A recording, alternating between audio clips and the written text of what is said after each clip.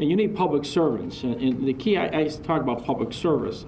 And that's what it is. We are public servants. Those that are elected and those that are employed are all public servants. It's changed over the 20, 30, 40 years. We're not entitled to anything.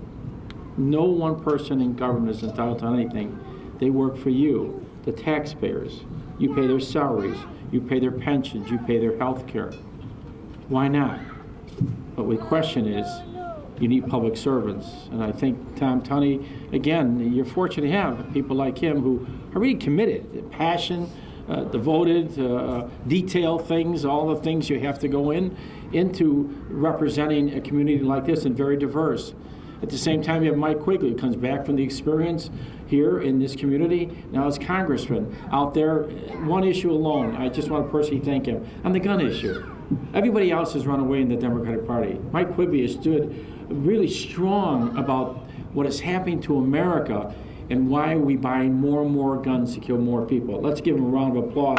That alone really stands out. Sarah Feinholz, who's been a stalwart in education and one who firmly believes that she's a state representative on behalf of you in Springfield. Ann Williams, I want to congratulate you, newly elected here, and one who represents truly all the issues that confronting the community.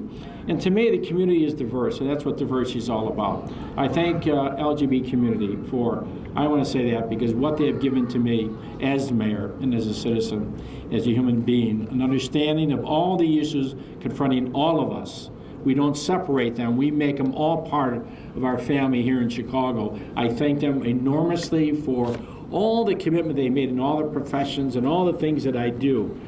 They're around me continually, making a difference in our city. And we're very proud of the record of openness. We're very proud of the commitment they have made to that community and they have made to us. So that is something that I think will go down the legacy of this great city. And we're teaching other cities, not only here in this country, but in the world, about how important this community is to the everyday life of our city.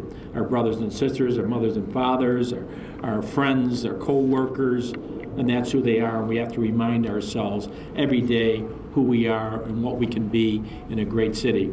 But I really believe in open space. You know that green rose, I'm looking at that, I wrote that down, Joe, right away. To look at open space, and to me, whether it's trees or fountains, any type of open space that we can gather in our city to do that, and the Park District is doing that. We're accumulating more and more open space for parkland and other uses, as long as the key is more and more open space for the people of Chicago. It doesn't matter how small it is. It doesn't matter. You gather that space and say we can keep it open for the community.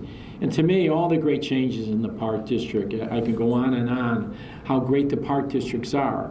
And the idea of having people fulfill their dreams and all the changes that we made, whether all along the lakefront or parks or the CTA, I could go on and on. I got a whole list of things that we talk about. And I say that we talk about, it's not the mayor, it's all of us. It's state representatives, it's congressmen, it's the aldermen continually. It's a community, a block of the business community, and all those that working. I think the greatest job that anybody can have is the mayor of the city of Chicago. Why? It's not the title alone, it's the people that you meet in your journey as mayor. And also meeting people, how they can change your opinion on many subjects and many matters, which is really important for anyone who wants to be an elected official. You may go in with a set of ideas, but if you're not willing to change and accept change, then you live in the past.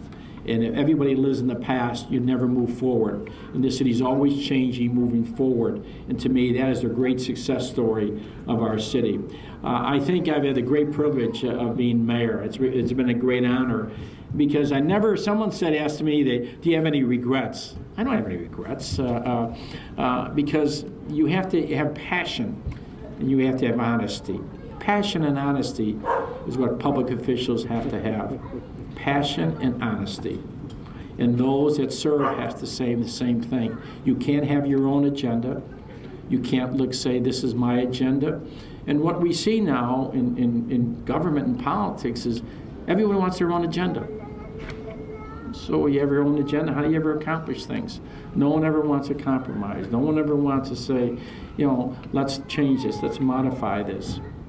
If you don't, then you continually fight and fight. And the taxpayers never worry about this, because you don't have the money you had 10 years ago. You don't have the money you don't have 20 years ago. You just don't have it. And you know why? Real estate values have gone down tremendously. One time you worked, you put money in one pocket, and your real estate always went up in value. As it went up, if you sold it, you take care of college, you did a lot of things. We don't have that luxury. Government doesn't have the luxury anymore. The city of Chicago has taken furlough days. And I want to thank all those that were willing to take the furlough days. Some unions didn't. Fire and police wouldn't. Teachers wouldn't. But I said, you work for people. You don't work for yourself. You work for the citizens of the city. If they are suffering, if they can't meet all the demands of taxing bodies, then how are you going to keep it going if you don't understand that? They don't have unlimited funds. And so that's why you really worry about the cost of government, because it's a valid question. What is the cost and what is the value? And we keep looking at that continually and modifying and changing and make it smaller. I think government has to be smaller and with a good value and effectiveness for everyone. It can't be for a man for all seasons that you can do everything. You can't. You have to do what's important for people. And I've always believed that education is the most important aspect of anybody's life. If you give children a good quality education, give them tools for life. If you don't, we have the failure system of America. Go to the prisons. You can go all over society and you see that. And that's why we have to regroup ourselves and say there's a better way to educate our children. Whether it's charter schools, whether it's contract schools, reorganized public schools, whether it's online learning, you have to be able to open that door and take all the ideas and bring them in and said, how can we do this differently? I see Bernie Hansen when I walked in. He was been an unbelievable alderman for many, many years and a pioneer up here. But I see so many people that I really thank them for their love of the city. And Gloria, I thank you and your mom for many years in the Park District and all the things you've done in city colleges. You truly are wonderful public servants. And to all of you, I thank you for the great honor you have given to me. I thank for the friendship you have given to me. I thank those in elected office, their great passion that you have as elected officials. And I really have more confidence in the future as I meet each and every one of them, and for the future is much brighter. I firmly believe because you citizens are ones that understand what life is all about and what government can do and cannot do. Thank you very much.